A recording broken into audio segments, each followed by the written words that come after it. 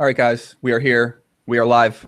Welcome to a brand new Poker Live podcast. My name is Joey Ingram, aka Chicago Joey, joined today by a friend of mine who is also a podcast favorite. The people love him. The people love to hear from him. The people love to hate on some of the things he says as well. His name is, of course, Jason Moe, aka Cunty Cakes 123. What's up, J Mo? Welcome to the pod. What's up, Joey? How's it going? It's going well, man. It's good to have you back. Before we get started, I just want to say a couple things this week. We got the GPL week going out in LA. So I'll be out in LA this week. I'll be doing some podcasts out there with people like Kate Hall, Samantha Abernathy, and more. I'll also be doing double podcasts today. I'm gonna have Donnie Peters on the podcast later on, who works for JMO's favorite poker media site, Poker News. That'll be later tonight in about 6.5 hours. I think 6.5 hours. Yep. And might be having Timex on tomorrow. Schedule dependent, and that's it. That's all I got to say. Let's get started, JMO. What's going on, man? You've been pretty angry on Twitter lately, Poppy. You've had some things you've been lashing out against. Oh yeah. Also Friday we're gonna be doing a three-way. Me, three-way. I'm excited. Me, Jason, and Remco. Yeah. At 3 p.m. Eastern on Friday. That'll be. I don't even know what that's gonna be like, but that'll be fun. Yeah. So I guess the backstory to all this is Poker News published a op-ed article featuring Phil Galfond outing someone who essentially, he claims, allegedly stole $250,000 from him, which I find to be absolutely atrocious that someone's allowed to use like a public media source to out someone that's stolen money without like very little due diligence as to whether the story is true, and basically it only being based on the fact that it's Phil Galfond and he's a reputable source, according to whoever you talk to. Is that an accurate? I mean, like as an outsider, that's the way I see it. Is that an accurate assessment of what happened? I think that's pretty accurate. What happened? Phil Galfond wrote an op-ed. Shout out to op-eds. He wrote an op-ed. Allegedly, he borrowed an alleged fun player in a game, a live poker game, $250,000, and the live poker player. This is like a normal. This happens often. It happens all the time. Right, and people don't pay back this money all the time. Like this is all the time. All the time. You're taking issue. You're saying that Poker News shouldn't be putting up things like this on their site. Oh, absolutely not. Absolutely not. I think it's absolutely ridiculous that they can do something like that. I mean, it's essentially, without proof behind it, it's essentially libel, right, or slander. I'm not sure. I think libel is the written form of slander, if my English is correct here.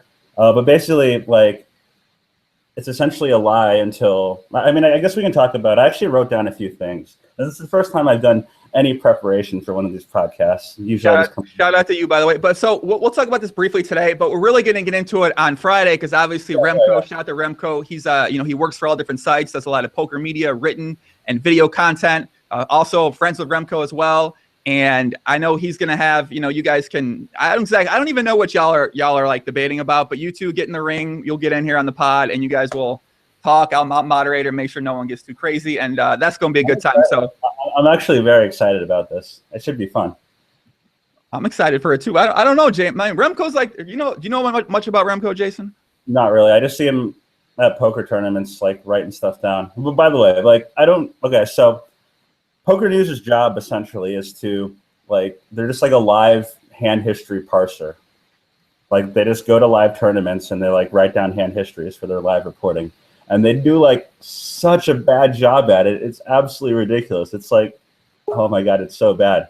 Like I would say about 50% of the hands are misreported, which is like, it's bad, but in the live setting, it's sort of hard to see what happens in hands. But there are spots where a player at the table will tell them the hand history and they would write it down and they'd still somehow like mess it up.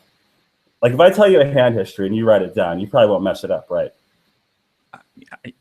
I'd like to think no, right? But you never know. I mean, I'm not sure. I've never done it before. I don't know. Yeah, I mean, like it happens all the time. I think it's absolutely ridiculous. But I mean, like we're going on a tangent here, but I think it's absolutely ridiculous how bad they are at their jobs. Okay, so you think poker? I mean, Poker News does put out a lot more content. They do podcasts, they do articles, they do some, they do a lot of videos with my girl Sarah Herring. They do put out a lot of stuff on there that's not just hand histories. Yeah. I mean, like their fluff pieces are great. Like Sarah Herring's awesome. But like their actual poker content is just like pure garbage. Like the stuff they put out, like stuff like the Phil Galfond op-ed, like the articles they write. I mean, I could go on and on about like a lot of the stuff that they're just like completely wrong about. But I mean, should we do that? Well, I'm excited. Listen, we're gonna save that. We're gonna save all that fun stuff for Friday. But obviously, I think your biggest issue was you took issue with Phil Galfond being allowed to put up this article about the alleged scammer. I guess it is a scammer, right? So someone borrows money from another person. They haven't paid back yet. I'm not sure the time frame of it. I'm not sure if time frame matters to determine if someone is a scammer or not a scammer in that situation. But I mean, I guess it is a scam. But you don't think it's good that this article was written in terms of maybe drawing awareness to the issue, maybe encouraging others to out other people who have done something like this too? I would be fine if there's an article specifically written encouraging others to out other people who have scammed them. But to like so first of all, let's go back to this specific article. Phil wrote the article in a way that was just 100% for his own self-interest. Like I actually did some research and read the article. And so in one point in the article, he says, the very short story here is I lent him $250,000. The long story as to why I did something so seemingly stupid is, well, it involves other people. I don't want to get involved in any public drama. And that's the end of it. So like he writes this huge article about this guy, and he lists a bunch of things that are like sort of irrelevant. Like this guy's a scumbag. He angles in these games, like his interactions with him post this incident. But he doesn't even describe the incident as to like how the $250,000 is lent, like what was the agreement, stuff like that, which is like vitally important. Because I've played in pretty big games where, like, for example, if you're playing in a big game and there's an obvious spot or an obvious fish, and I mean, people that play big games aren't that stupid. Like if you're the worst player in the game, you most likely know it, that have lost. Let's say you're playing a fairly high stakes game where the buy-in is, let's say, $250,000, and you're down like $2 million, $3 million. So like, you don't have like, you're down like maybe 5 to 10 buy-ins in the game where you run out of money at the casino and you say something like, hey, I want to continue playing, but I wired more money in and I need to wait for my wire. Can like you guys loan me money? So I mean, like, there's a bunch of politics that go along in loaning out $250,000. I don't think any of these Poker News guys like understand what a $250,000 loan is. I don't think they've ever given or gotten a $250,000 loan, right? And if you think about it logically, you don't really just give out $250,000 loans to just random people, right? Especially people you don't trust. There must be some backstory behind it. And the fact that it's the way it's written, the entire backstory is just like, oh, I don't want to involve other people in this, so we're not going to talk about like what happened. I think it's pretty ridiculous, especially since he goes into detail about like what this guy does that's sort of irrelevant to the $250,000. So you think this potentially sets a bad precedent, and that maybe other people will want to put out pieces like this, or so from there, what's the issue with it then? Well, okay, so the issue with the piece itself is that there's absolutely no bright line. Like, basically, I guess Remco's response was that Galfond is a highly respected member of the community, so therefore he's allowed to do stuff like this. But I don't see that as like a very like definitive bright line as to who can and who can't essentially out the people that they don't like or that have allegedly done them wrong, right? Like, is Galfond on a pedestal where he's just better than everyone else? And interestingly enough, earlier this week, Matt Glantz and Sean Deeb wanted to write a similar piece with Poker News. And I would say that they're as trustworthy or as reputable, whatever that means, as Phil Galfond, and they were completely denied. I believe Sean is also going to go on my boy Dave Tuckman's podcast on maybe tomorrow or Wednesday. I think it might be. I'm going to see Tuck on Wednesday, so I think it's Wednesday. Actually, it'll be on Tuck's podcast. Sean's going to go on there, and they're going to talk about that. But I agree. I think that. So you think basically they should have been allowed to write a piece then too, or? Well, the way I feel is either you allow everyone you deem credible, I don't know what that means, to write a piece, or you allow no one to write a piece. And I feel like the most logical and reasonable solution is to not let people write op-eds directly accusing other people of stealing money. Because then, like, I mean, like, the responses I've gotten from Poker News, or Remco specifically, he's just saying that, like, Phil Galfond is not every other poker player. He's more important than most poker players, or he's more reputable than most poker players, which I think is just, like, a load of horse shit. I mean, like, I don't think he's not reputable, but I mean, like 5 or 10 years ago, you could say the same thing about someone like, let's say, Eric Lindgren, right? He's a full tilt pro. He staked a bunch of people. He's like, people would trust him to, like, I mean, I trusted him in gambling, and look where that got me, you know?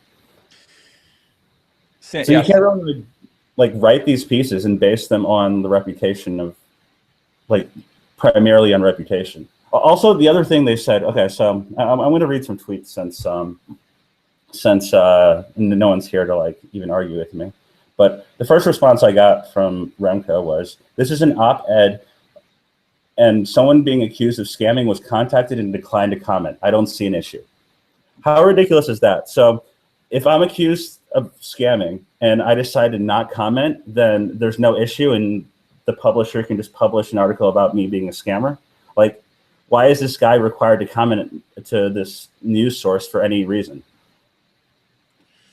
Correct? But, I mean, why can't the? I mean, this is what a site does. You're allowed to write pieces like this. Like, you run the site. You're allowed to put out whatever you want to put out. If you want to, put out something that isn't necessarily.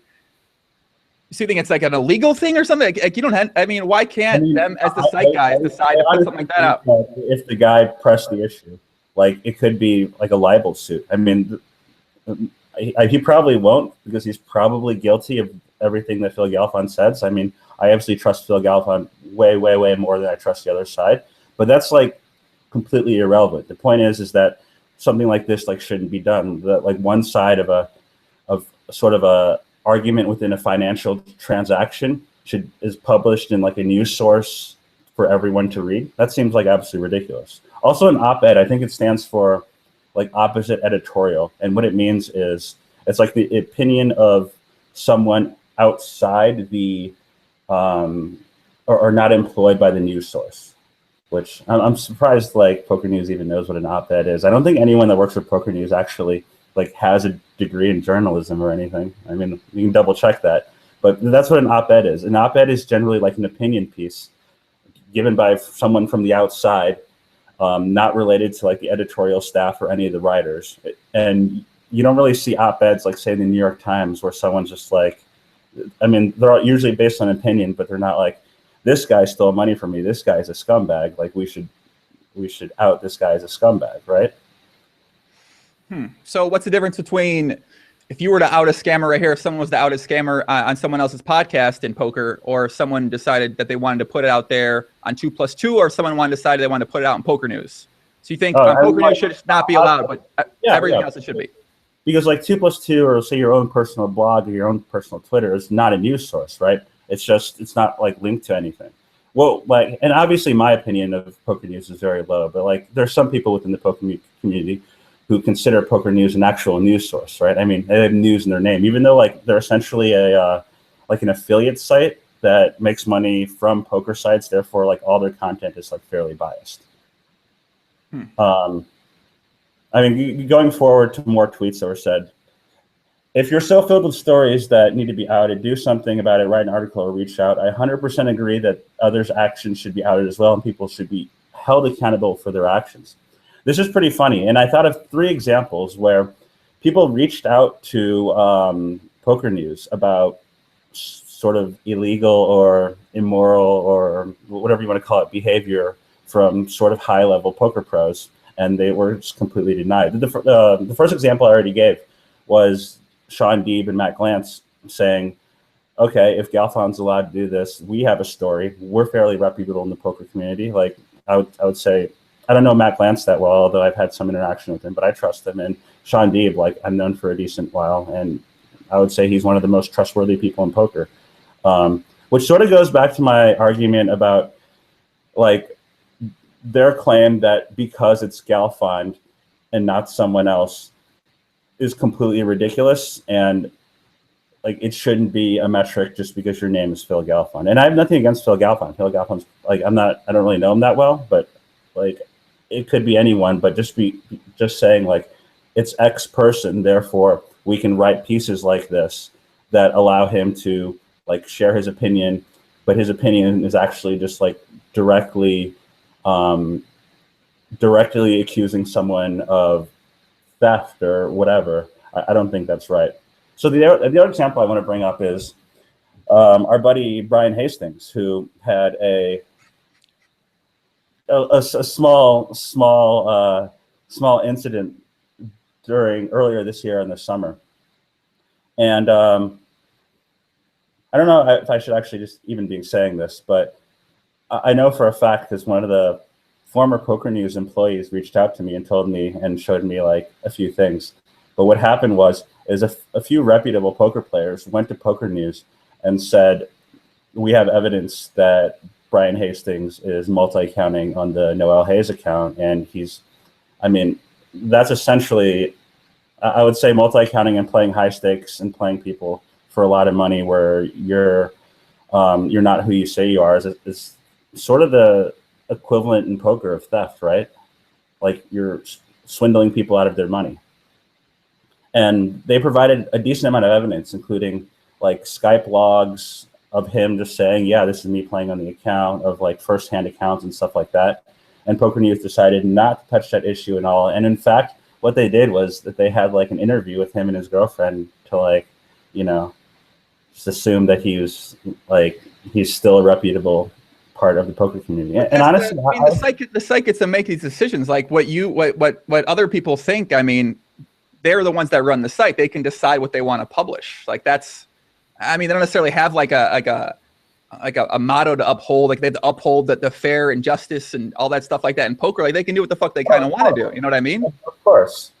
But then like also the people from the outside can also like criticize them, right? I completely agree. And I think people like you are obviously allowed to say things like this too. Yeah, but like, I mean, there should be some level of understanding that the people from the outside that are criticizing their decisions are generally going to be more correct than the site upholding their decisions.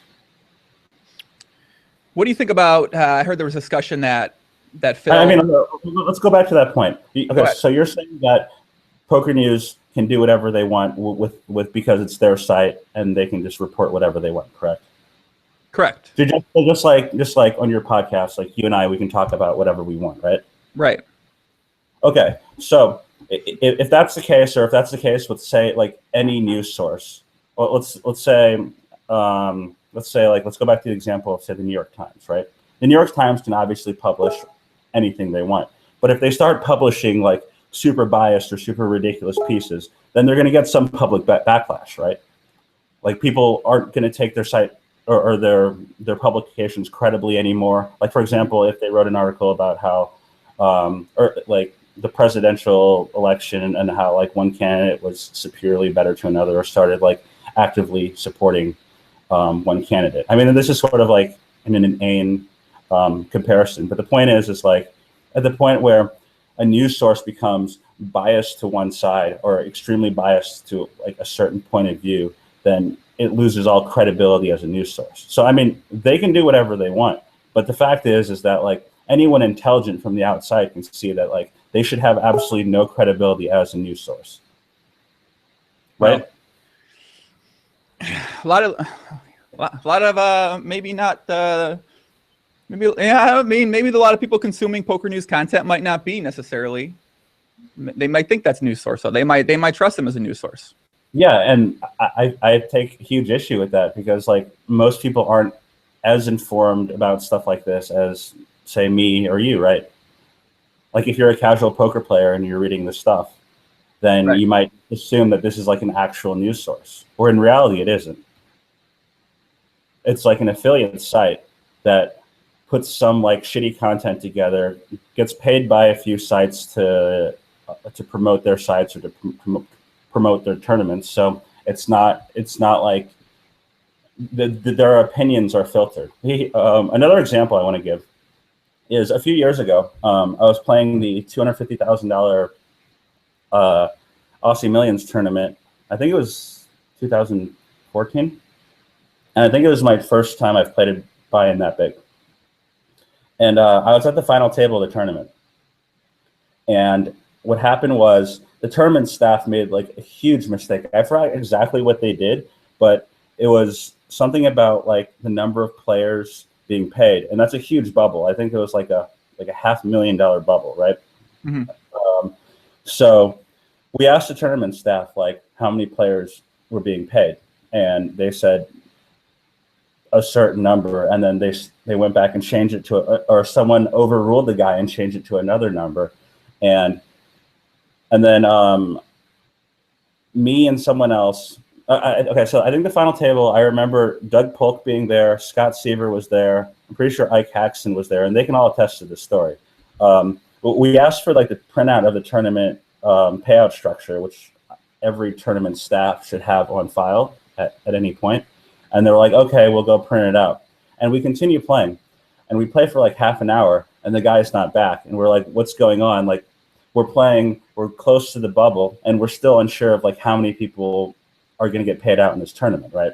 Which is like a huge issue considering play changes drastically. Let's say there's like 8 people left, and the difference between 5 people getting paid out or 6 people getting paid out changes your strategy drastically given your stack size. So then we continue playing, and I say something there's like a Poker News reporter there, I forget who it is, and I say something like, hey, this is like a huge issue, this can't happen in tournaments, can you please like write something within like the live reporting about this? Because I mean, there's only one table left in this fucking tournament, right? And everyone at the table is having issue with the tournament staff. And Scott Seaver actually turns to me, and he just sort of laughs, and he says, you must be new here. They're not going to report that stuff. Like, the tournament pays them to be here. Therefore, they're not going to write anything bad about the tournament staff. And surely enough, like, they don't, like, there's huge pauses in play. This is like there's one table in this tournament, and everyone is complaining, and the tournament staff has no idea what's going on, and they don't write a single thing about it. So, I mean, that just sort of shows, like, the level of bias in stuff like this. I mean, most media things, most news sources, even more mainstream, they all have an agenda. They all have people that they can't talk about badly about, or they're not going to be able to exist anymore. I mean, you could argue if Poker News wrote something like that and consistently put stuff like that out, they wouldn't be Poker News anymore. They might be Card Player, they might be Bluff, like some of these sites that maybe don't exist in the same capacity that they once did, because and especially in poker right now, the opportunities in poker right now are very limited. So if you start saying things like that, I mean, you might not have a job, you might not exist. So I can understand, them taking that side of things, though. Yeah, but from a player's perspective, you understand that that's like a pretty fucked up thing to do, right? I mean, I agree completely. For example, if a tournament staff is that incompetent, where like a casual player would read about something that happens, they're less likely to go to such tournament stop and sort of get fucked by the staff, right? But if nothing negative gets reported, that's a huge issue for, like, especially up and coming players or new players to the game. I think it's a massive issue, and like I sort of agree with you that they're allowed to do whatever they want. Like they can write pieces about whatever the fuck they want, but the fact remains that some people consider them like a reasonable source for content or for news, which I think is absolutely ridiculous. And but that's I actually requested to be on this podcast to talk with you specifically about this, because I feel like it's a huge issue, and I'm not really adamant about like that many things in the poker community. I just like don't really give a fuck about like a lot of other people. I just sort of do my own thing. But like I feel like this is actually a pretty big issue, and the stuff that the fact that like stuff like this can happen where they're allowed to do this, and stuff like the Galfond article, I just find that absolutely ridiculous. So what do you think should happen? What do you think should be fixed? Do you think this is an opportunity for someone else or another site to step up and put out stuff like this? Or the problem is just there's no funding. Like, so the way media works is they're still profit driven, right? You still need to make money somehow. Like freelance writers still make money, even though they're like quote unquote freelance, right? So news sites still make money.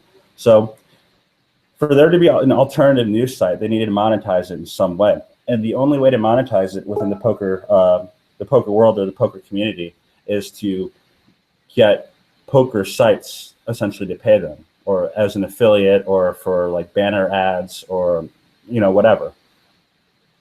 And that's going to be a huge issue, because I would say a decent number of the poker sites in operation right now sort of do like scummy backhand things, which they don't want to be outed, right? So, I mean, allegedly. So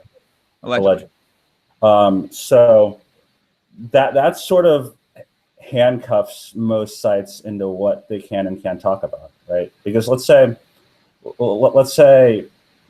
back maybe like 5 years ago. Let's say you're sponsored by UB. Like UB is your main sponsor. They pay you, let's say, $100,000 a year, and they get a banner ad on your site, and you get an affiliate link where you make X amount based on like the number of people you drive to their site.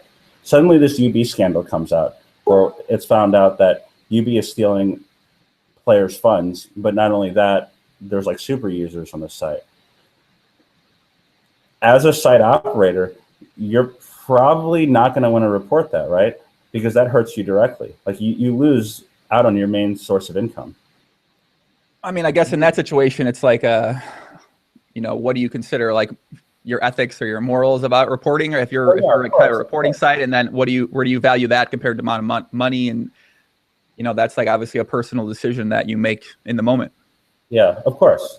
And I mean, obviously there's a correct decision morally, and there's a correct decision financially. And the question is whether you base your decision-making process on whether you do stuff financially or morally. But the flip side is that, let's say you take the moral high ground, then your site is just done. Like you can't operate anymore, right? I mean, you can still operate. The thing is, like, the audience isn't just, 2+2. There's this huge poker audience out there that doesn't go on Twitter, doesn't go on 2+2, doesn't follow you on Twitter, doesn't watch the pod. Like, you still need to monetize the site in some way, right?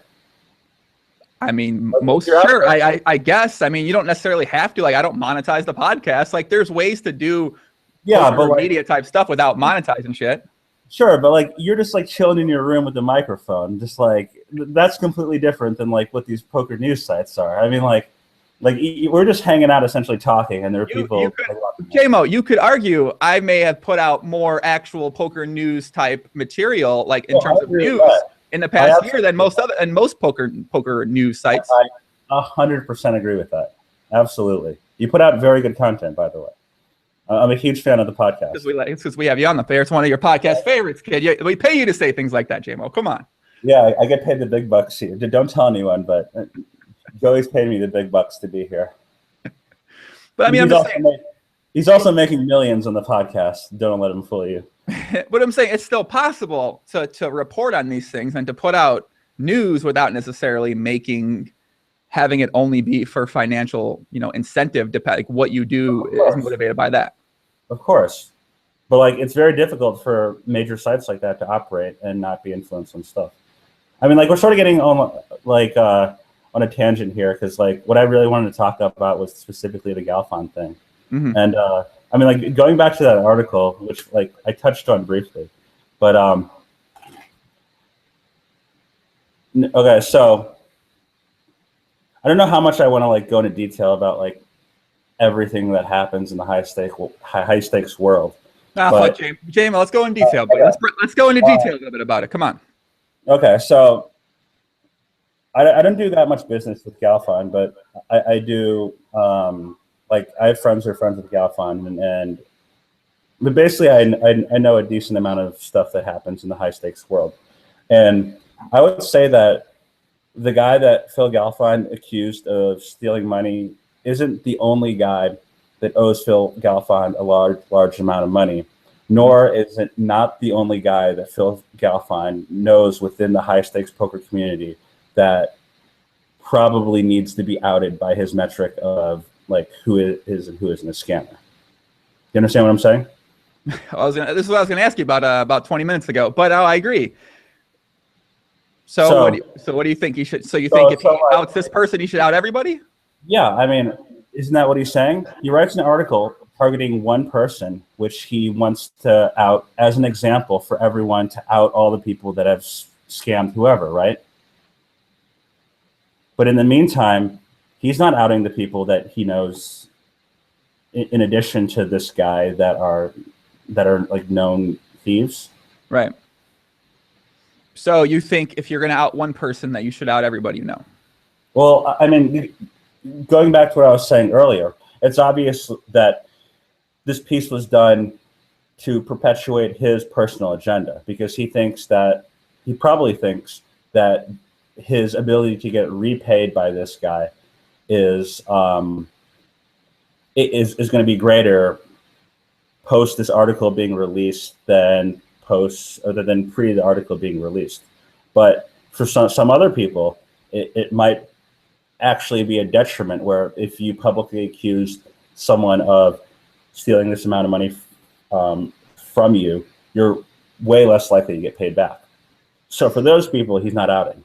And this is true for everyone. I have no issue with Phil Galfond. Like, he's doing the correct thing. If I was in his shoes and if I was allowed to do this, I would do the exact same thing, right? I mean, everyone's just looking out for themselves here. And the way he phrases it, he makes the reader want to think that he's outed everyone he knows has scammed and everyone should do the same, where that's not the case. Definitely not the case. And then I'm sort of the same way. I out people that have stolen money from me, but there are some people that owe me money that I'm dealing with in other ways, because I think the EV of dealing with it in that way is higher for me.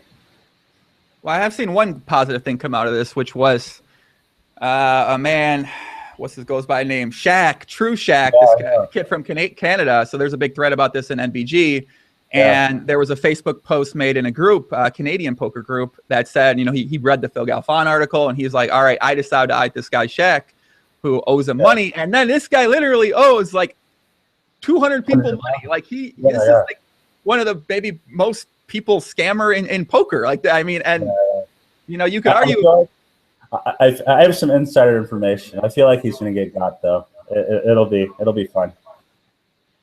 What do you mean? You feel like he's going to get got? What does that mean? He's going to get got. Allegedly. What do you mean? What does this mean? He's going to get his comeuppance. I don't know what that means. What does this mean? I don't want to elaborate further, but I feel like he's going to get his comeuppance. Okay. There are people plotting against him, and that's all I'm going to say. Allegedly, Jason. Allegedly, there's people plotting against him. You can't say things like allegedly. You can't say things like that. But I mean, he does seem like. It's so maybe this Phil Galfond article will encourage others to come out with their own articles, to come out with a post on 2+2, to put something on Twitter. Sure. I mean, that's the only real defense to the thing is, oh, well, other people will realize that people are thieves and then they'll try outing more people. But other people aren't allowed to write an op-ed on a news source outing someone in efforts of getting their money back, right? I mean, essentially Deeb and Glance are trying to do the same thing and they're getting hardcore denied. My issue is that why is Phil Galfond allowed to do this? Write an opinion piece about how someone stole money from him and essentially out him to the public. If you Google this guy's name now, that's the first thing that's going to come up probably, right? And there's tons and tons of people that have scammed in the poker community, and this guy isn't even that well known, right? I mean, So you're saying all scammers should be outed? Okay, so the only argument for why this is a good piece is essentially the ends justify the means, right? As long as the intent is good and it gets people to do the right thing, then sure, we should allow this to happen. But that leads to a huge slippery slope to justify a lot of things that can or cannot happen. And I think Clayton Newman, he actually is way more articulate than me on Twitter. I'm just usually kind of a dick. But he wrote a pretty good he wrote a pretty good synopsis of his opinion on why this was a horrible idea, which I share with, which you can probably just find on his Twitter. But basically, he says is that Poker News should not get involved because it sort of kills journalistic integrity, because they're making claims of fact based on someone's reputation in the poker world, which is just a horrible thing, which I think everyone can agree with. And it also goes into talking about what I talked about earlier, which is an accused party not responding or not wanting to respond is an equivalent of an admission of guilt, right? And that was like the first justification I got when I said that this article was just an atrocious thing that they could do. Was, well, this guy didn't respond. He was given a chance to respond, but he didn't respond. So therefore, like, I see nothing wrong with publishing this article.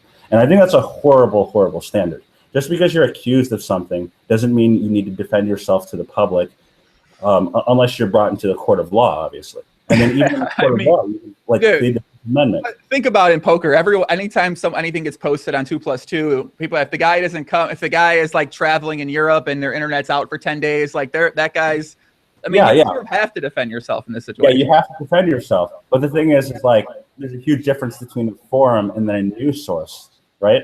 Not really. I mean, I don't think so. I get my news from 2+2, really, for the most part. I mean, sure, some people get their news from Poker News, but at the same time, I think they're both potential news sources. I mean, in like the general sense of things, they're quote unquote news sources. But the difference is like being accused by like someone's public blog on the internet versus being accused by, say, like the New Yorker or something like that, right? I mean, this ain't the New Yorker, man. This poker. The thing is like in a public forum, the way posts work, you're allowed to defend yourself like within the confines of the forum or within. But in a news source, there's an article written, it goes through an editor and it's published, and the editor, say, reaches out to the other party. So the other party can respond, but the editor still has the editor still has like final control of the final product of the article, right? Like the editor decides like what goes in to the article, not the accused party. The accused party can plead their case, but if there's any form of bias from like the editor or the guy that allows the story to be published, it sort of hurts the other party a ton, right? And obviously in this case, there's huge bias, huge bias. Like, well, J-Mo, I'm going to be talking about this with, I believe Donnie's actually considered, I don't know why my camera keeps glitching. He's actually the editor of Poker News. He'll be on the podcast later tonight. I'll talk with him. And then me and you and Remco are going to be doing an all-male three-way Friday, 3 p.m. Eastern. We'll talk about this a lot more. It's my first all-male three-way, and I'm surprisingly excited about it. Believe me, I've been in many three-ways before. It's fun. What's his name? Donnie, the chief of whatever in Poker News. You should ask him why he declined to publish the article written by Sean Deeb. That'd be interesting. I'd like to hear his take on that. Well, I'm sure Donnie will talk about that. We'll be talking with him later. What the fuck is with my camera right now? I don't know what's with my camera right now, man. Let's move on, man. Can we move on about something else right now, J-Mo? Sure. I actually only came on the podcast just to discuss like this specific issue because I wanted the masses to know how fucked up Poker News is and how. But whatever, we'll talk about other things. We're good. We're good. All right, we got like there's two other things we'll discuss. I'm trying to keep these things not like 5 hours anymore. Oh, yeah, sure. We are getting a lot of questions and comments. There are some weird motherfuckers on YouTube today. Shout out to you. I'm gonna give some people timeouts that are just leaving the most comments that I don't know what they're talking about. Shout out to Red Robin. Shout out to Chipotle. Go ahead. I'm down to respond to some questions or comments from the masses if there's any good ones. All right, I just don't want to talk about this anymore. Honestly, we spent like 40 minutes talking about this. I'm ready to move on to something else. I got to be serious here. So, I know I want to talk about the Stars heads up change with you because that was a big thing here. Obviously, you're sort of still a part of the heads up community. Yeah, I'd like to say so. So Pokerstars, shout to Big Dick Donger Kim in the chat. What up, Big Dick? He says, "What up, J-Mo?" Donger, my boy. What up, Big Dick? Nice to see him in the chat. So Pokerstars made some changes. They took away heads up regular tables. They made it only Zoom heads up at all the stakes. And I don't. They think the changes went into play about 2 or 3 weeks ago. What's the result been so far? And do you think the changes are good or bad, or what do you think about them? It depends on who you ask whether they're good or bad.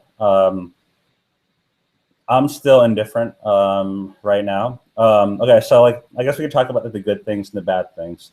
The good things, in my opinion, it sort of weeds out the so-so poker players from making a living, because there's going to be less predatory activity, as they call it, or less bum hunting. If you want to play with a fun player in a Zoom pool, you're going to have to play with some really fucking good players, which I think is great. You know, that's how poker should be. Like I think poker has strayed away from that in the past maybe few years, where back in the day people would just play each other heads up and it would just be a contest of skill. And now it's just, it was essentially people just doing stuff to get an edge and make reasonable amounts of money. A few issues I have with the current system is that it's actually worse overall for the player pool in general. It's only good for the very best players, and I'm not even sure if I fall in that category anymore, because I'll have to be playing to people like Big Dig Don or Kim in these Zoom pools who I don't really want to play heads up. I mean, I'm sure I'm competitive with him, but I mean, he's a friend of mine and he's probably like a decent amount better than me at this point. But it's going to hurt me a lot less than it's going to hurt, like, let's say, like the 30th best player, or like even the 20th best player, where if they get in a pool, they're going to, let's say, like me, Don, and then like another good player, and then one recreational player in the pool is playing. He's going to have to put in like 5 to 10 times the volume against people that he's definitely losing to play with this one recreational player. So it's going to be a pretty marginal spot for him in general. The issue I have with the setup, though, is that a lot of the times when, let's say so the way it works is like the Zoom pool is divided in a way where the max number of entries you can put in is 2. So generally when a recreational player sits, he sits with 1 entry, and then a few regs put in 2 entries. And a lot of the times the regs end up just playing each other, considering they're in for more entries, and they generally take longer with hands. So there's a lot of downtime for the fish. And like the software is set up where, and I think this is kind of a big issue. The software is set up where you're not sure if there's someone on the other side of the table at some times. It just says like waiting for player, but it says that when you're the only person sitting. But it could also be a situation where it says waiting for player when there's like 4 or 5 people in the pool, but they're all playing each other and they're all mid-hand. So a lot of times a recreational player will play and then not like this downtime and sort of leave, which I think is a pretty big issue. So basically, this seems like a way by Pokerstars to just get rid of heads up. Yeah. Like this is a way to phase it out. You know, they just made it King of the Hill recently, and now they made this change. Yeah. You know, I'm really surprised they just didn't remove heads up completely from things. Yeah, I mean, it's probably a good thing for the site just to remove heads up completely, because I would say maybe in the past like 4 or 5 years, the heads up players have probably taken more money out of the site compared to the rake they actually pay or the amount they make the site by quite a big margin compared to any other group of professional players on Stars. Like every other group plays, you have like a lower BB per 100, you make less money given the amount of rake you pay. And also the recreational players will lose a lot less in terms of BB per 100 and in terms of like essentially hourly rate than in any other game. So what do you foresee happening with high stakes heads up PLO, heads up no limit here over the next couple months? Do you see regulars playing each other at all, or do you see it just being when fun player sits, that's it? I would say it's unlikely for. Okay, so one other thing I don't like is there should be an option for 2 players if they really want to play each other. You know, I agree completely. If I want to like log on and one of my buddies messages me, like I'm fairly close with like a decent number of the players in the high stakes poker community, and like for example, let's say I log on one day and Sauce messages me and he says, "You want to play?" And I'm like, "Okay, sure," and we play. Like that can't happen now. I mean, they'll probably like. I don't think anyone will sit us in the Zoom pool, but that just probably won't happen, right? Because like there's no individual table. So I feel like there should be an option where if you want to play someone and they want to play you, like the software. And going back to this, the Full Tilt software, by the way, had this option. Like, you ever play Heads Up on Full Tilt? If you play Heads Up on Full Tilt and you're playing someone, both players have like a checkbox in the top right-hand corner of the table. And it says, do you want to add another table? And it says 0 of 2, 1 of 2, or whatever. And once it hits 2 of 2, another table opens with both players sitting. Like, they have the software for it. They own Full Tilt. I don't know why they just don't implement it. I mean, listen, we don't know why Pokerstars does a lot of things. So I completely agree. I think there should be an option. If people want to play Heads Up, they can play. That's one of the most fun things to rail. And Jake in the chat, Jacob Dallas, shout out to Jake.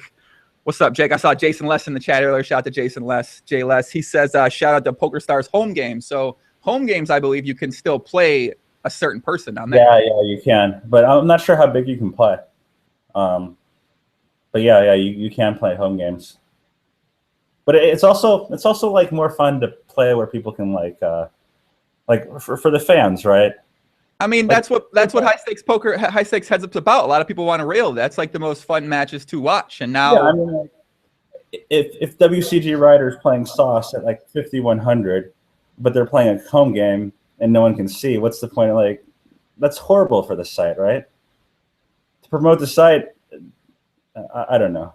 I mean, I would think Pokerstars might change this, but you know, I wouldn't be very I'm not very positive on that change coming anytime soon. So it seems like Stars. Oh, whatever. I mean, they're going to do what they're going to do. Oh, so okay. So going back to your previous question of what I think is going to happen with the high stakes poker. So I actually was away for the weekend, but I don't know when these changes happened. But I played a little bit on Stars the day the changes happened, and I was sitting like. I think I was sitting 510 through 5,100. And the only game that popped off was a 10-20 game. And what happened was there's one recreational player that came and played. And then immediately after that, like a marginal reg joined. And then we played for maybe like 5 or 10 minutes. And then, so it was me sitting with 2 entries, the fun player sitting with 1 entry, the mediocre reg sitting with 2 entries. So he was playing most of his hands versus me. And then suddenly, like, I think 2 of the better 25-50 regs came and sat, and immediately the worst reg just sort of had to quit. And it wasn't even that good of a spot for me, and it probably wasn't that good of a spot for who else was in the pool. I think it was like Mummy Poise and I don't even remember, but it wasn't like that good of a spot for all of us. But I mean, there was action, so it was good. But I think going forward, like most regs are going to force themselves into more marginal spots where they could practice better game selection in the past, and now they can't. Which, I mean, I'm completely fine with. That sounds awesome. Right. What a concept, right? Challenge yourself. You know, maybe take some. You know, put yourself in some situations where you got to get better at the game against some better players. You know, I mean, you know who this is best for? It's best for Doug, man. Like once he gets, I know he's in the U.S. right now, but once he gets back on Stars, like people are gonna have to play him, and I feel like people aren't gonna fare very well against him. I don't know. There's been some chatter about maybe he's gotten lazy, fallen off. Like I haven't talked to him in a bit, so I don't really know like how his heads up game is. But I have faith in him. I feel like he's still. Has Danmare overtaken WCG Riders, the top heads-up player in the world? We will find out soon, won't we, J-Mo? Yeah, I mean, we will find out soon. I saw Danmare was talking a little bit of smack. Like, that's what he said. Doug's gotten old and lazy, and he's the new king of the castle. So, I mean, we'll see. I guess we'll see if when WCG makes his return. I know he's working on another project right now. Shout out to Doug. Yeah. And, shout out to upswingpoker.com. Can we say the name now? Are we allowed to put the name out there? It's probably the best trading site in the market right now. Is it official? I think it's official. You can get like the post flop engine for $7. Great value. I use it all the time. Is it official though? Is it not official? I don't think so. If it's not, I'm gonna get yelled at within the next like hour or so. So maybe it won't. Yeah, well, we'll find out. When it's official, I'm definitely have a lot to say about it. So, but I don't think it is. But yeah, someone in the chat said, Lee Jam 97 said, J-Mo's response to Canoe making allegations of him being a piss pot boy for WCG Rider. Oh man, that was fantastic. By the way, I didn't realize that. What Canoe is that how you pronounce it? Canoe, something like that. I didn't realize Canoe had such things in him. Like my interactions with him, he's always been like super cordial, super formal, which makes him like a sort of easy target for me to talk shit because, like I thought he wouldn't talk any shit back. But I actually watched that podcast and he seems like a pretty cool guy. But yeah. He called me piss pot boy. I mean, maybe I'm a piss pot boy. Maybe I'm holding the WCG piss pot, but like it's not that bad of a position to be in, like. Honestly, I'd rather be a piss pot boy than, I don't know, what's another example? Someone else lower on the poker food chain. That's a good point. I think that's true. I mean, there's worse positions to be than holding around the piss pot WCG Rider. The alleged top, the debate. People would pay money to be WCG if you were allowed to watch WCG play poker, but every time he had to take a piss, you just had to like run and get his piss pot and like present it underneath him and hold it when he did it, right? Yeah. People would pay money for that job, I feel. So, it's not that bad of a position. Listen, but yeah, I was just talking smack to Canoe because I was trying to get some heads up action, but that didn't really happen. All right. Well, I'm glad we talked about that. We'll take some more comments, guys, from the chat. Let me see what we got out there. We got Vernon D-Backs. What up, Vernon Puppy? Mumming One, Marco Allin, Jay Les, Chancel Prosa, Sam Pazadenki, Balbaki, Tommy Button, Lost in Poker. What up, kid? Norley, Lee Jam, Neff Boy. All right, man. If you guys got some questions for J-Mo about some things, what's up with your poker, man? You've been playing some poker. You're allegedly in Asia right now. And J-Mo, I got to ask you a question, buddy, about some Twitter chatter I've seen you up to lately, okay? Oh, yeah, sure. You got a tendency to interact with poker player women who already have a boyfriend on Twitter. It seems like. What's up with that? Yeah. You're like a girlfriend grinder. You've got a propensity to like engage in these like interactions with all these girls that like Asian or white girls that got boyfriends on Twitter. Like who? I mean, I can't fucking remember the people. It's all. What about? I think I only interact with Kitty on Twitter because she has the best Twitter on the internet. No, there's a new one. I made a comment the other day. I don't remember which girl it was, though. It was, who the fuck was it? Somebody remind me, please. It was an Asian girl. I can't remember which one, though. This is going to tell me someone else saw it on Twitter. Someone else, please tell me who it was. But I put a comment like JMO, GFF, GGG or something like that. So, Asian girl on Twitter. Schwan? No, it wasn't Schwan. No, it wasn't her. Asian girl on Twitter that I've had interaction with besides Kitty.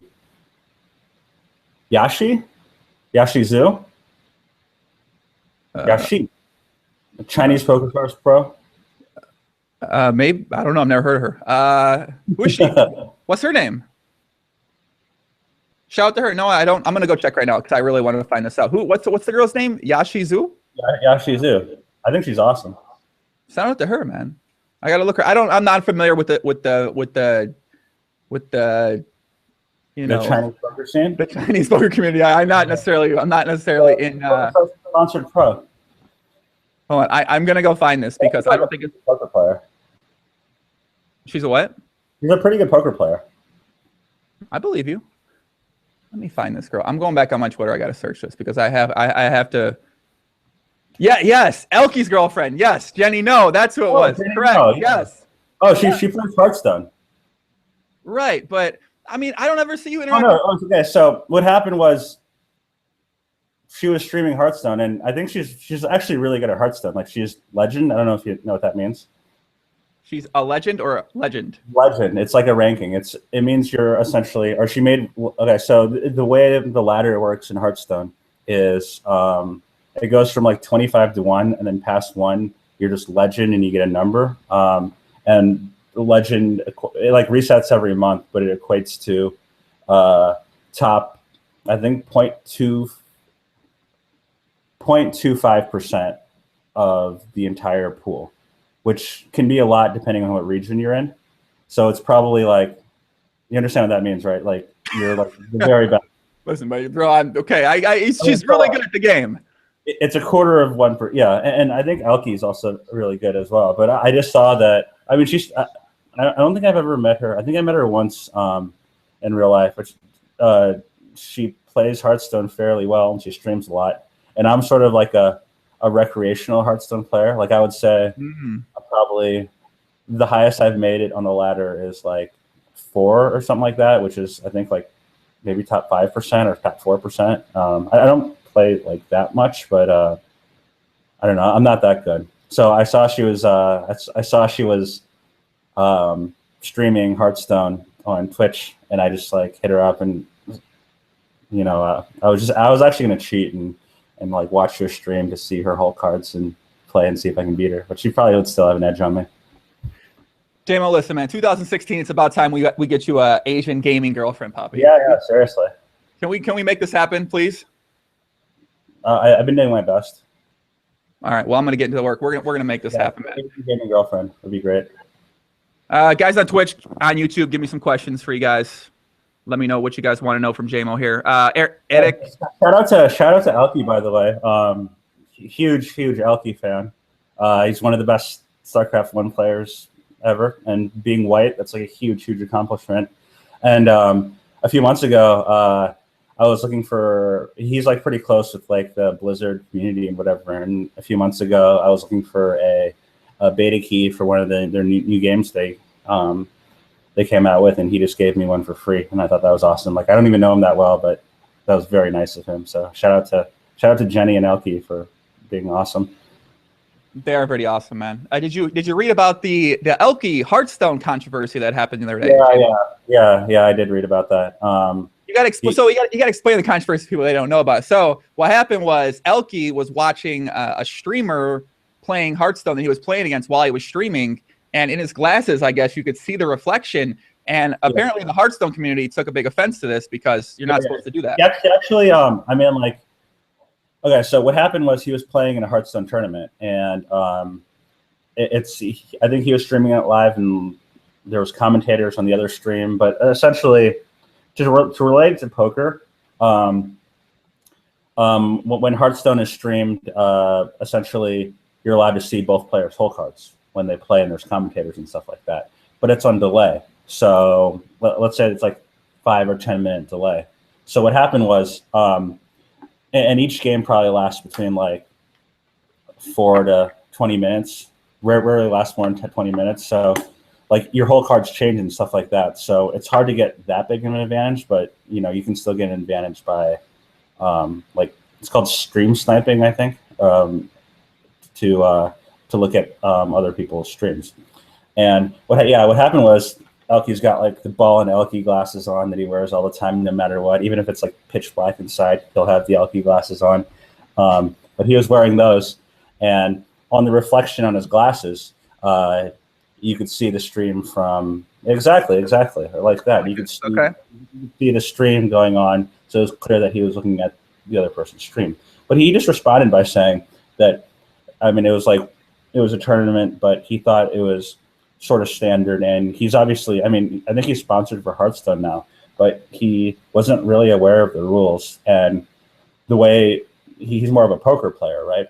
And the way that poker works is, let's say you're playing and someone on your table is streaming their whole cards. And by the way, this is why I'm like sort of against streaming your whole cards in general, is like what he said in his response was, it's super standard to do this in poker because let's say you're deep in a tournament and the guy to your right is streaming their whole cards. You're obviously going to pull up their stream and see what they're doing in every single hand, even if it's in like 5 or 10 minute delay. I mean, everyone's going to do that no matter what, right? Right. So he figured like he sort of translated the rules of poker into the rules of Hearthstone, where in Hearthstone, obviously, the rules are a bit different. But I'm like, and I also still, I mean, like, I'm not really involved in the Hearthstone community at all. I just play sort of for fun. But that's another thing that's sort of not really enforceable, right? Like, if Elke wasn't wearing those glasses, no one knows what he's looking at on his other computer or his other screen. So how can you really enforce that you can't look at someone's stream if you don't know exactly what's on their computer at that time? Yeah, definitely. I can't do the Elky glass. I don't know how the fuck you can do that the whole entire time. But yeah, I mean, you can't. That's what I posted in that in the thread because I saw he made a response on Reddit, and I posted in there as well. Like, how is this enforceable? Because I'm sure people are just gonna pull it up. Like, why wouldn't you if the information's up there? There's going to be people that are going to take advantage of that. You can't necessarily ban somebody doing that when people are going to be able to do it. You can't. And like, if you want to relate to poker, like that's a huge problem I have with like the most of the terms and services of poker sites is they're just not enforceable. And I feel like you can't really have terms and services that are enforceable because like, what's the point of having them in general? Like, imagine if Pokerstars came out with a thing saying like, if you're deep in a tournament, you can't. And like your boy Jamie Stapler is also deep in the tournament. You can only log on to a stream and watch if you're not at the table. But if you're at his table, you can't like look at his hole cards. I mean, that's essentially the ruling they have like in Hearthstone. How ridiculous would that be? Wait, did you just reference your favorite Twitcher, Jamie Stapler? Yeah, Jamie Stapler. Jimmy, you talking about Jimmy? Is that what you're talking about right now, Jimmy Staples? Yeah, my boy. All right, you still not a fan of his or what? No, I mean like I'm fairly indifferent. I mean, I'm never going to watch the stream, but, you know. So like, the thing I don't understand is, like, how can people watch streams of people playing tournaments? Like, tournaments are so boring. And he's, like, probably one, maybe two tabling. I could barely two table and focus myself when I'm playing myself. But, like, watching someone else play. They watch it they like him. They find him interesting. They want to follow along with his journey. They want to live vicariously through him. They might be entertained. People really need to like figure out something better to do with their lives than to live vicariously through an MTT grinder grinding away on Sunday, because that's no way to live. Trust me, that is no way to live. I mean, listen, I'm not going to say I agree. I'm not going to say I disagree. I understand some people are in different situations in their life. Maybe they got a career, they got a family. They watch Jimmy Slapler to get away from that. They get some relaxation, entertainment, fun. A community of people. I don't know. Maybe we need to get some people on the pod who watch it. I don't know. I feel like maybe I'm too big of a hater on these people, where I come off as too big of a hater. Where in reality, I really don't care. Like, I don't really care what these people are doing. But like, from an outsider, it just seems ridiculous that people are willing to do. Okay, so Jason Somerville, I understand, because I've actually watched his stream before, and he actually is like fairly entertaining. And then like he reports on like he does like live streams of tournaments and stuff like that. So like I railed the Aussie Millions stream, and I thought that was actually fairly well done. I think he did the 100K and the main event, and I had a bunch of pieces in the 100K, so I was really sweating that, and then I was sweating my girl Kitty Quo. Shout out to Kitty, go deep in the main event there. She almost won it. Oh, you're talking about the event, my girl Sam Abernathy, aka Sam Take My Energy, aka Ship It to Poppy, aka Big Time Bambi got third in, correct? Yeah. Congrats to her. Yeah, she's awesome. Are you a fan of Sam Abernathy, J-Mo? Oh yeah, I am. She's like, yeah. I mean, like I've only had limited interactions with her, but she seems like she's really nice and nothing else much to say. You got nothing else to say. That's it. I don't know her that well.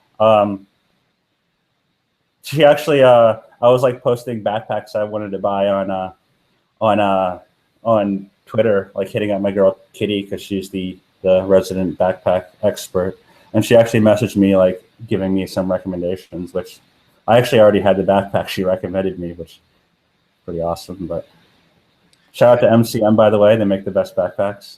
Shout out to MCM. I don't know, man. I like Jimmy, man. I don't know, maybe before. I like Jimmy, man. I like him. More power to you, brother. I'm not like I don't watch the stream. Story, bro. I don't watch the stream. Listen, man. I'm not trying to get him on I'm not trying to get him on me, Poppy. Yeah. They're gonna come for me. I'm not trying to. I'm not trying. So last thing, what do you think about the GPL? GPL draft's coming up this Wednesday. I actually said that.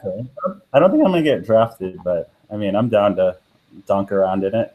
I think it's the guy that runs it, Alexander Dreyfus. I've actually talked with him like very slightly, or at least a reasonable amount, and he's actually like a fairly intelligent guy. Like I would say, overly ambitious to a point where it might be a detriment to a detriment because like the goals he has, I feel aren't very realistic. But I'm all for it. The thing is like everyone in poker should be rooting for something like this to sort of take off, even when in the back of our heads, we know like it's probably not going to take off. I feel like you probably feel the same. I agree. Well, I think you say it won't take off, correct? I think it won't take off. I got hopes, man. I think it'll do well. I mean, like we should all have hopes, but I think I'm more pessimistic or more realistic, whatever you want to call it, than most. Okay. So, I mean, if I was a betting man, I would bet against the league being like a huge thing. But I mean, I like where it's going. If it takes off and poker becomes as popular as some of the like the other games being sportified, like the esports and stuff like that, then that'd be fantastic for poker as a game. I guess the main issue I have, and I brought it up multiple times, and I actually brought it up to him as well, is that the problem with poker is just like the fundamental structure of the game. It's not that exciting to begin with. Whereas if you play like video games, they're designed by like software engineers to be as entertaining as possible. Whereas poker is just a card game made like hundreds and hundreds of years ago by someone who like found a deck of cards with like kings and queens and jacks and tens and whatever, and like came up with like sort of archaic rules. and the only reason, like, I honestly don't enjoy playing poker that much. It's like not that fun compared to like a bunch of other games, and I like playing games a lot. And the only reason I play is because I feel like I'm fairly good at it, and it's the only thing that people will play at it for a lot of money. Therefore, like if I want to make money in my life, like that's the only thing I really got going for me. So that's what I do. It's the only thing. I feel like a lot of poker players feel the same way. And looking in from the outside, people glorify poker a ton, whereas there isn't that much glory in poker, I believe. Like there's very, very little glory in poker. I mean, I think there is more glory in poker for most people than they'll ever get in their lives than anything. So I think relatively speaking, compared to maybe like a professional athlete, sure, there's not, but compared to 99% of people in the world, I think there's a lot of glory potentially to be gained for people in poker. Yeah, but with that glory, people that try to achieve that glory likely will overextend their bankroll and make horrible life decisions. Which, oh, by the way, I want to bring up one more thing that your buddy Remco brought up, which he actually told you to tell me, right, instead of just telling me directly for some reason. I don't know if he's got a direct link. Listen, I don't know. He said, tell JMO I sent relayed a message. Yeah. Yeah. But one of the things that said is like, at the end of what he wanted to say was he's done more for poker than I have ever done, or I've absolutely done nothing for the game, right? Which is, fairly true.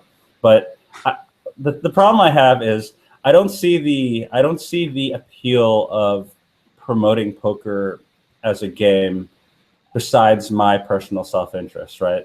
It's not like I feel like he's comparing it to something like promoting education or promoting like general welfare or promoting charity.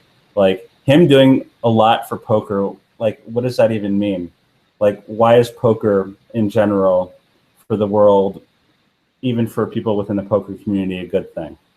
Like I would say 95% of people, maybe more, lose money at poker. Maybe a good 50% of those 95 lose more money at poker than they are bankrolled to lose. And then like it's sort of like a perpetual process where you wonder why there's people like the guy that Phil Galfond outed in his article, stealing $250,000. You think he would steal $250,000 if he had like $20 million and he practiced proper bankroll management? No, he probably stole the money because he didn't really have an intention of stealing the money, but he's just a fucking DJ. And like most of the high stakes poker players that lose money, or most of any poker player that loses money in the game, and then overextends beyond like what they can afford, and then are pushed into a corner where they're forced to do something like this. So I would say that like perpetuating the game sort of reinforces like the fact that people in the game will do stuff like this and like lie, cheat, and steal just because they have to. And personally, I've seen people that at one point in my life I would trust heavily, like completely with a lot of money, that I've seen or that I feel like are mostly trustworthy people that were put in dire financial situations where they felt like they literally had no choice besides to acquire money by fraudulent means. Mm-hmm. And like the only reason that would happen is because I think there's very few people in poker who haven't felt like they may have been in a situation like that before. I think a lot of people go. There's very few people in poker that haven't like considered stealing or haven't been pushed up against the wall where they're down to like their last buy-in or their case money, whatever you want to call it. And after that's gone, instead of getting a real job or instead of working off their debt, they decide to accumulate more debt I mean, I think a lot of those people did it and got out of the situation before too. I mean, I think there's a lot of people that have probably done it and they fucked up harder and now they're in more debt, but they're not outed. But I also think a lot of people did that and then got themselves out of it. Yeah. And I mean, like, there's tons of people that make it out of that point, and there's even more people that don't make it out of that point. But like the way the whole poker economy works, and this is something that like news sites won't tell you, is that there's always going to be way more money going in than there's coming out because everyone needs a piece from like how do these people at fucking Poker News even have a job? I mean, I know that they don't get paid that much, but like where do you think the money comes from? The money comes from the sites that make money from players, and the money from those sites comes from depositing players, and the money from the depositing players generally are going to come from the more recreational players. Like the rake paid generally, if you like look at the whole ecosystem, comes from the recreational players, while the net winners aren't contributing much to the sites themselves. So you think poker shouldn't be promoted? The Dan Coleman. I'll say this: the guy that scammed Phil Galfond for $250,000 is the epitome of someone that poker sites or like the poker industry sort of thrives on. Someone that will like overextend beyond their means and put way too much into poker where they can't afford, but that money will be split between the professional players and like the rake or whatever on the poker site. I think it's like a fairly reasonable assessment, right? I think that's a very, very reasonable assessment. The thing about poker, or the thing about like the industry in general, is the one thing that a lot of people just like put up a facade and like can say whatever they want. But the one thing that, or the one thing that how did I describe this? The one thing that's always the truth, or that will never lie, is the money trail. Like where the money comes from, where the money goes, how people are making money, how people are losing money, and stuff like that. And like the numbers are never going to lie. Like you can write whatever articles you want, you can say whatever things you want, and I feel like the sites do a very good job of doing stuff like that. Like, okay, here's an example. Tournament earnings. Do you know what tournament earnings are? Tournament earnings? Tournament earnings. What do you mean? Like Antonio Esfandiari made $18 million in the one drop? Exactly, that tournament earnings? Exactly, okay. Tournament earnings. So like, I mean, or like Jason Mercier has made $15 million in the past like 5 years in tournament earnings. Right. That number is okay. This is going to be a sort of far-fetched analogy, but do you know what sabermetrics are? I'm familiar with sabermetrics in baseball in terms of how you're equated to poker. I'm not. Okay. So sabermetrics in baseball are essentially, so basically previous to sabermetrics, there was an outdated statistical system to evaluate players in baseball, right? They did stuff like earned run average. I'm going too far into it. Basically, are you a baseball fan, J-Mo? I didn't know you're breaking down baseball. I actually fucking hate baseball. It's like one of the worst sports ever.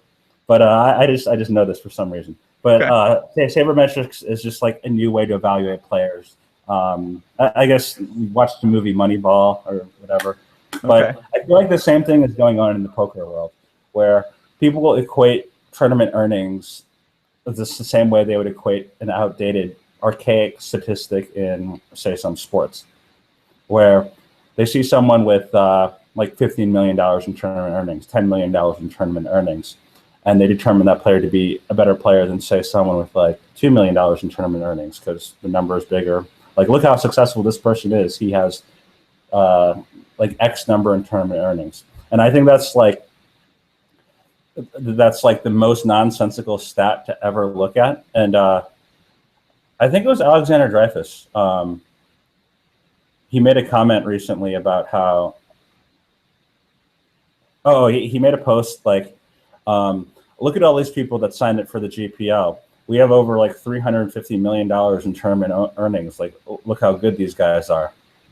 Like, what is that? If you think about it logically, what does that really mean? I would say PR, Poppy. That's how you I understand that. Press release to people. That's what it's about. Yeah, I understand that, and that's the point I'm trying to make, is that there is a lot of PR or promotion of poker going on based on this, as if people like it's a game where you can't lose money, right? But there's no a stat that's like tournament losses, right? Only tournament earnings. You can only earn money playing tournaments, apparently. What can you do, man? I mean, that's poker. What they say in ESPN, that's poker. What can you do? You know, you can. That's a great way to promote it, but it's also for I would say for the average person. And this is like sort of going back to the point of Remco calling me out saying I don't do anything for the poker world. I would say that he is probably a bigger detriment to most people's financial statuses by posting stuff like, oh, this guy has had this much in tournament earnings. Maybe you should attempt to reach him in his tournament earnings, stuff like that.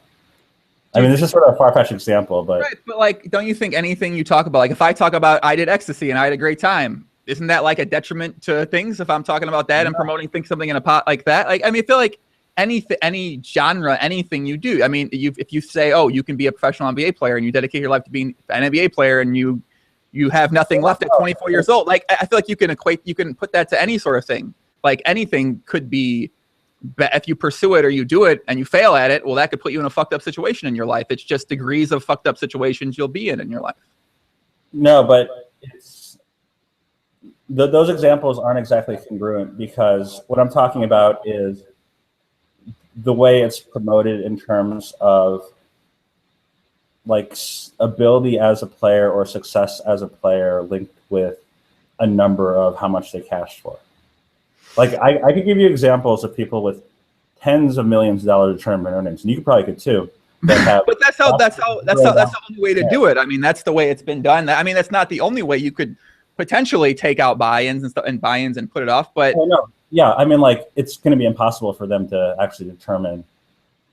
Like it's essentially the only way to do it, just because the system is so not developed, I guess you'd say. Right. Exactly. So what happened was our buddy Alexander Dreyfus made a tweet saying $350 million in tournament earnings, and then someone said like, "Oh, but how much did they lose?" or something like that. You know, like the standard response. And then he said something. I forgot exactly what he said, but he said something that was equivalent of like, "It doesn't matter to me. Like earnings are all that matters to like the poker or something or another," which I found like pretty ridiculous. I mean, I wish there was another way to do it, obviously, but people buying for tournaments, there's a lot of them aren't tracked. It's just, there's really no other way to really quantify it outside of the way it's set up right now. I'm actually pretty excited to, I guess I'll be back on Friday to go head to head with your buddy Remco. I mean, three-way. A nice MMM three-way, if you will. Listen, I'm excited for a nice. I may have a female, or all. Wait, I might have a three-way with two females, also very around that date. So I'm pretty excited about potential three-ways coming up. Oh yeah, I heard about that with Katrina and Sophia. Is that the one? Well, this is actually different. How'd you hear about that? I think you mentioned it, but Oh yeah, I did. You're right. And yeah. That might be another female three-way. This female three-way could be something like a Kate Hall and Sam Abernathy three-way in person. Oh, that would be an awesome three-way. I'd be in for that. Shout out to Kate Hall, by the way. Shout out to Kate Hall. This is correct. She's like currently leading. I saw something today that she was like number 1 on the WPT Player of the Year list or something like that. Mm-hmm. It's pretty impressive. I think so. I don't know. I haven't fact checked that. I might have just. She's racking up those tournament earnings, right? That's true. I mean, that's what it's all about, right? Rack up the points, rack up the tournament earnings. Yeah. Oh, so when are you gonna have Katrina and Sophia on? I actually got invited to. They're doing like a TV show, right? Is that what like the podcast will be about? What do you think the podcast is going to be about? Of course, that's what it's going to be about. Well, anyways, I actually got invited to play. I actually got invited to play a cash game, which I'm debating whether I want to go or not. It's going to be in Manila there, and I think I'll only go if they're running the big game in Manila, which they may or may not be. Like right now, I think it's pretty dead. What, you could be on the show? Yeah. Please go. You gotta go, JMO. Please, come on, buddy. We need you on the show, Poppy. I think it's the early or mid-April. I forgot. Katrina sent me the dates, and I mean, I live fairly close to there. Like or where I'm at right now, it's only like an hour away. Like a flight for me to Manila or to Macau is only like an hour and a half. So when games are running there, I go there fairly frequently. So it's a pretty good situation for me. But honestly, I mean, no offense to those girls, but I can't really be bothered going, like making a flight there if they're going to play like low stakes hold'em for a day and then flying back. Why not? It would be entertaining. I guess I could. You could. Your friend Kitty Qual be there, man. Kitty Qual. Yeah, Kitty would be there. But she actually blew me off this week. She was going to come visit me here, and she didn't because she said there was some disease going around where I am, so she couldn't do it. What? Yeah. What are you saying? There's a disease? Yeah, she says there's some her dad told her that there was some disease going around, so she couldn't come visit me.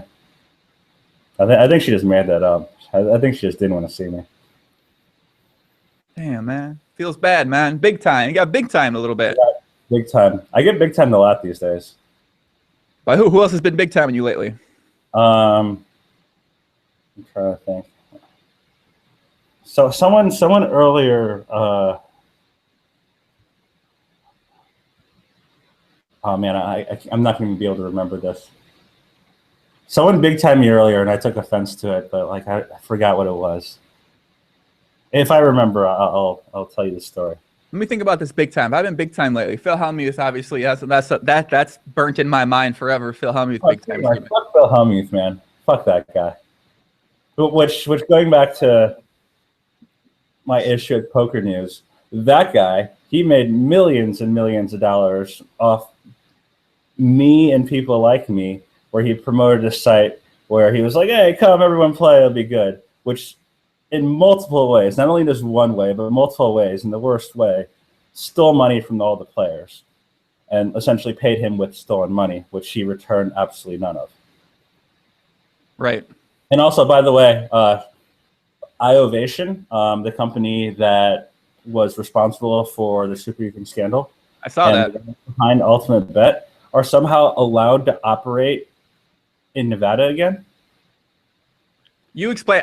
Babe, I've been drinking too much water. I just finished this. I just finished the piss pot of water over here, so I actually got to go use the. I don't want to use the bottle. Shout out to the whatever. Fine. Shout out to the bottle. You need me there as the piss pot. I would be there. I would have like the piss pot on the table ready for you to go. Wait a sec. You're telling me you're nice enough? You'd give me a WCG writer treatment. You'd hold the piss bottle for me right now while I did a podcast. If you would teach me how to play PLO, then sure. Whatever. Oh my God. Well, listen, that ain't gonna happen right now. So you go ahead. So you talk about what you're explaining that a little bit more. I'm gonna go walk to the bathroom right here and go use the bathroom. Okay, I can hear what you're saying. Okay. So I think it's called iOvation, the company that was behind Ultimate Bet and Absolute Poker, and they were the people that put in the backdoors that allowed their employees to essentially see the whole cards of many players at high stakes, which their employees or their owners, Russ Hamilton and whatnot, stole probably upwards of 10 million, maybe more. I actually don't know the number, so don't quote me on that. Around that amount. A site that Phil Hellmuth promoted and made millions of dollars for, and has not given any of the money back or even said anything about anything, essentially, and still is allowed to like walk around the poker community like he isn't a bigger thief than, say, this guy who stole $250K from Phil Galfine. Anyways, I'm going on a tangent here, but this company is somehow, I don't know the exact details, but they're allowed to operate in Nevada again, and they're going to start like working with some gaming sites, and that's regulated by the Nevada Gaming Department. Like, it blows my mind. It blows my mind that something like this can happen. This is how fucked up the poker industry is. Like who can we give gaming licenses to? What's his name?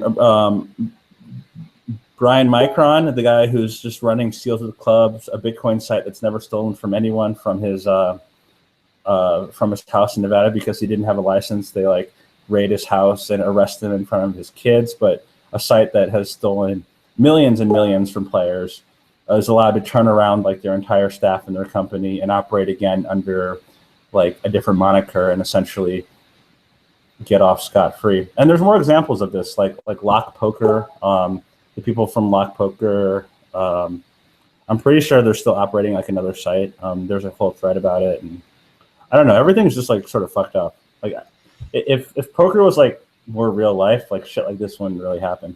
But doesn't shit like, listen, I was just watching my not my boy Bernie Madoff, the Bernie Madoff movie on ABC, which is awesome. I suggest people check it out.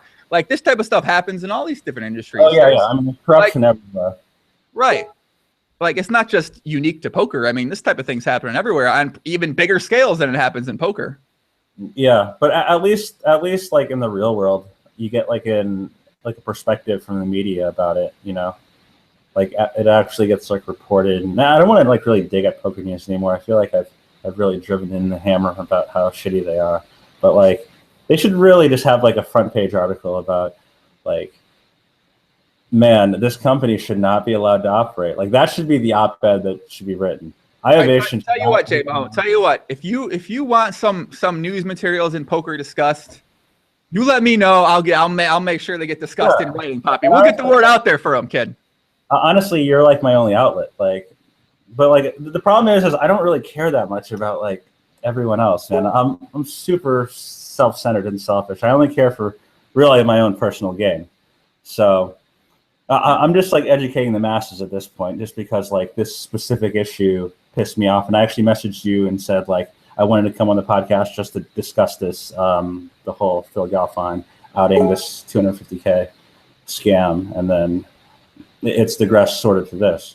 But the problem is, like, I feel like a lot of people in the poker community share my sentiment when they're only looking out for their own self-interest. Phil Galfine himself as well. I'm sure he's only really looking out for his self-interest, which we touched on a little bit. But if you're playing poker, I mean, if you're not going to look at it like that, you're not going to be playing poker. You're going to go do something else. Yeah, it's just the nature of the game. Like that's how your program functions. Right. Which, I mean, isn't like all good poker players are going to do it, which isn't necessarily a good or bad thing, but it just leads to like a sort of fucked up situation for everyone.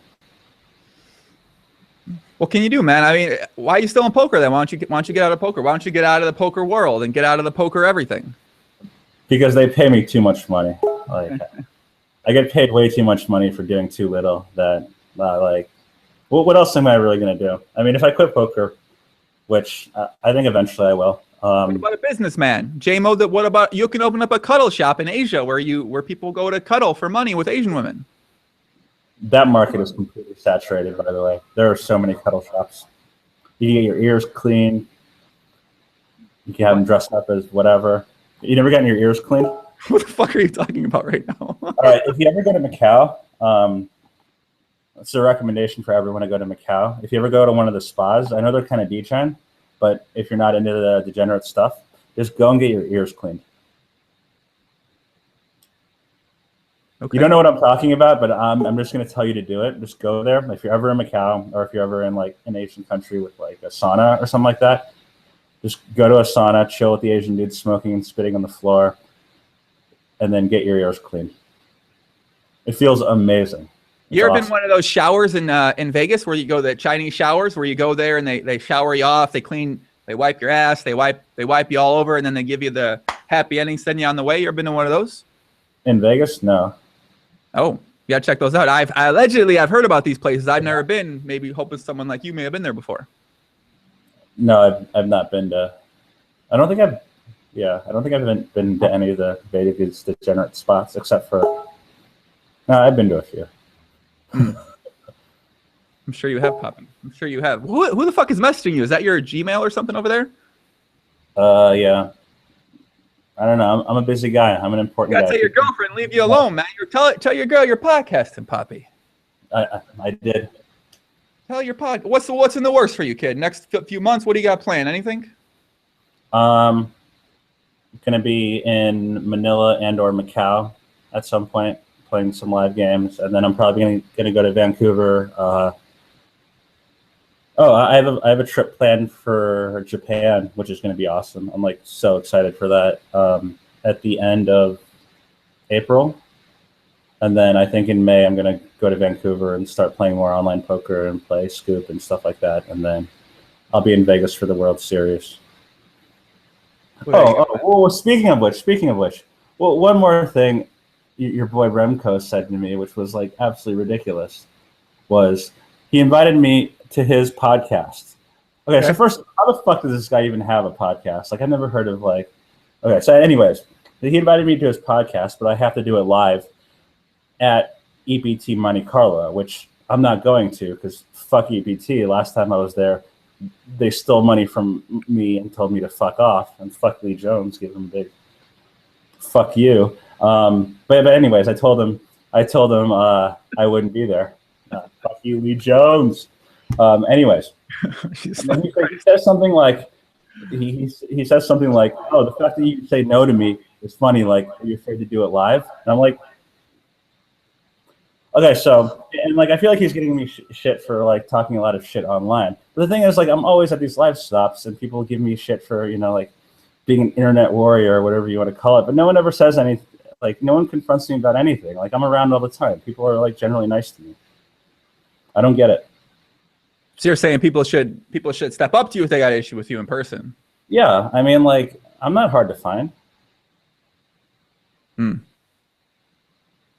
Fuck you. Right? Is that what you said? Fuck you, Lee Jones, Mr. T. You're saying fuck you, Mr. TOS Lee Jones. They're gonna ban you from the site again, aren't they? Yeah, they probably will. Oh yeah, we didn't even talk about that. Hold on a second. Yeah, those little fuckers. Wait a second. We didn't even talk about this. I forgot. Yeah. So during the PCA, I was down in the PCA at the nightclub. Mr. TOS Lee Jones was getting down, shaking it a little bit, grinding on a couple girls. I mean, maybe not. I don't know if he's whatever. He's doing what he does. I tweeted out, I see Mr. TOS here having a good time. JMO tweets out, "I'll pay anyone money to kick him in the nuts." Yeah. And then they banned your Pokerstars account temporarily. Yeah, and okay, so what happened was, man, I was actually like super pissed off about this because this is the first week of Aussie Millions, and like I had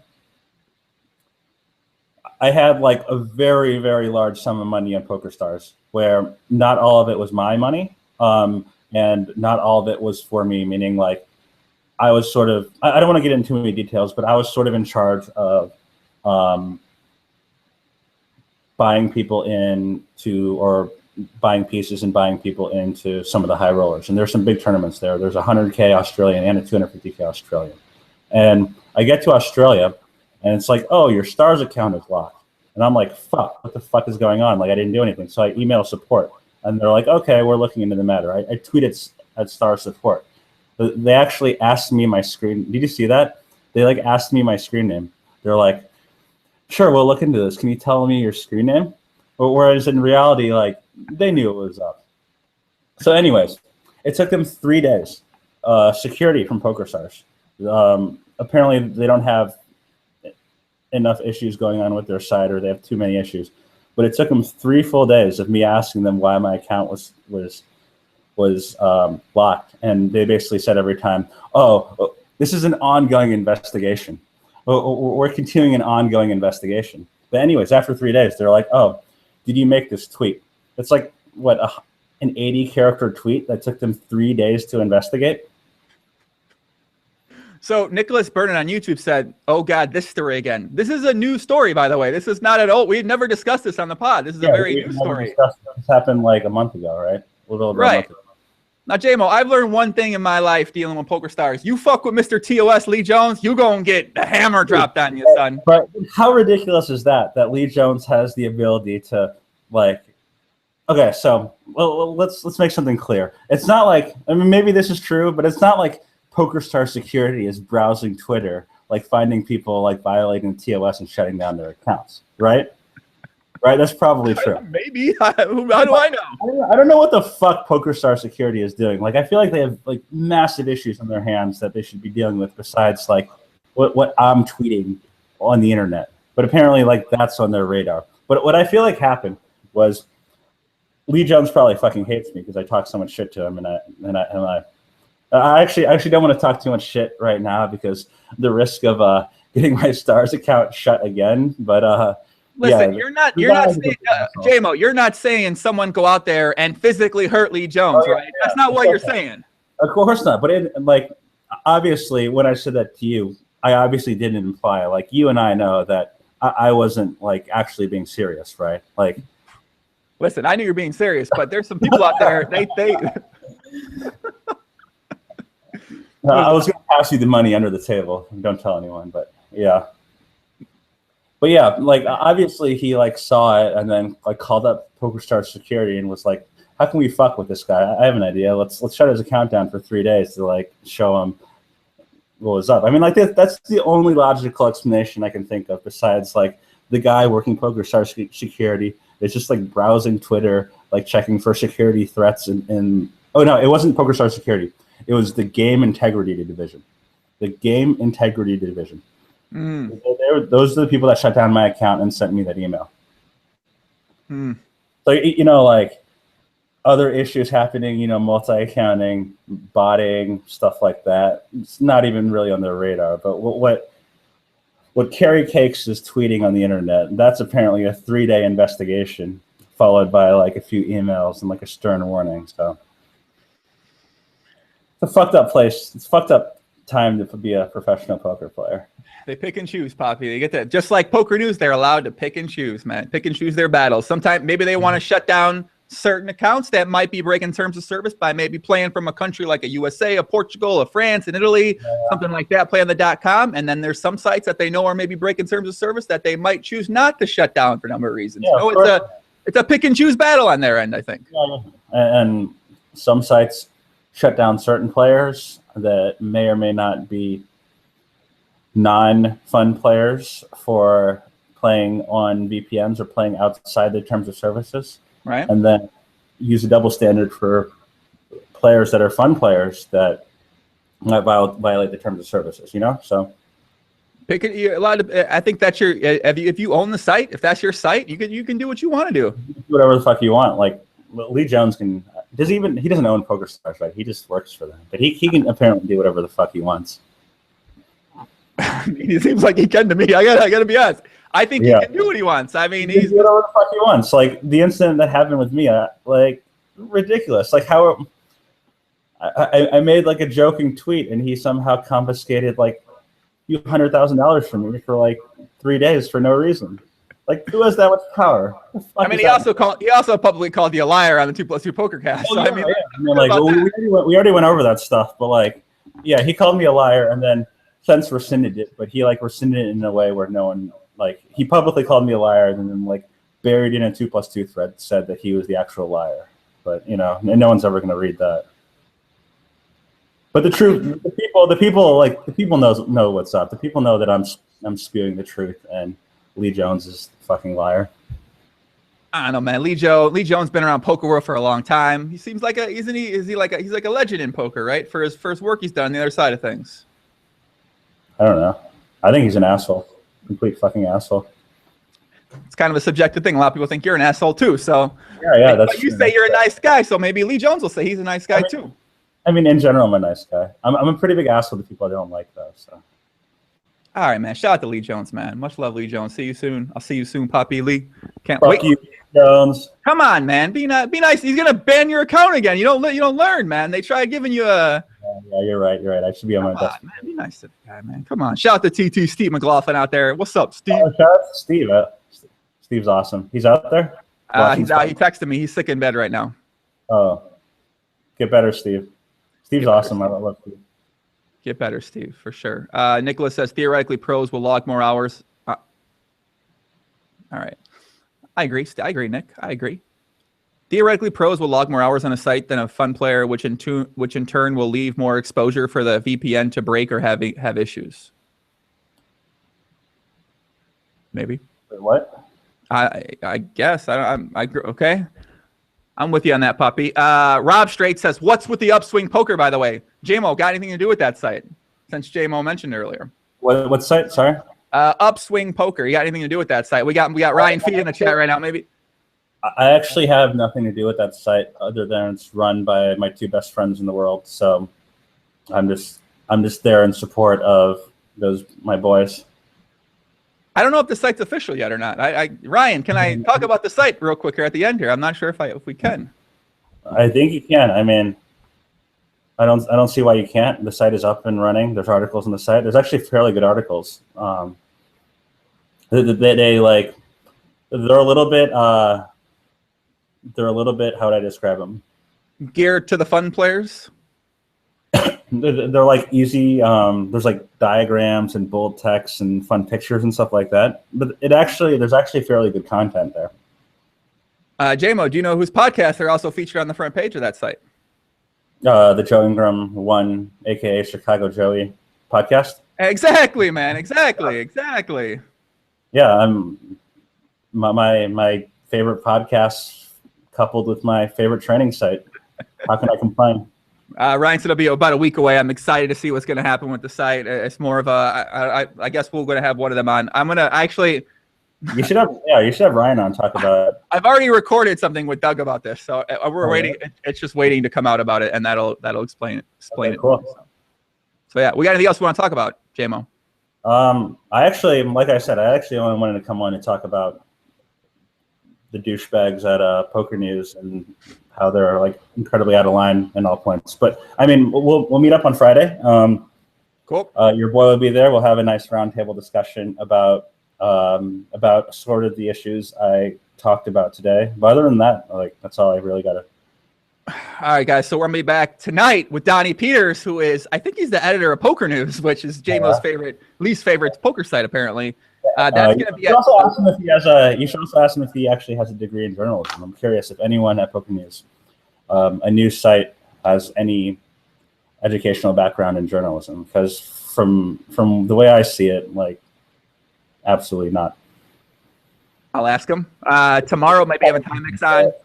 Wednesday, going to LA for the Poker Awards and the draft and the conference. Friday, all-male three-way with JMO and with Remco at 3 p.m. Eastern. And also be doing some other podcasts live from LA with Kate Hall, maybe my girl Sam Abernathy. Maybe we'll doing a three-way together with the two of them. And who knows what else will happen out there. Might get Jay Kuhn back on while I'm out there. But that's it. JMO, it's been fun as always, Poppy. See you on Friday, buddy.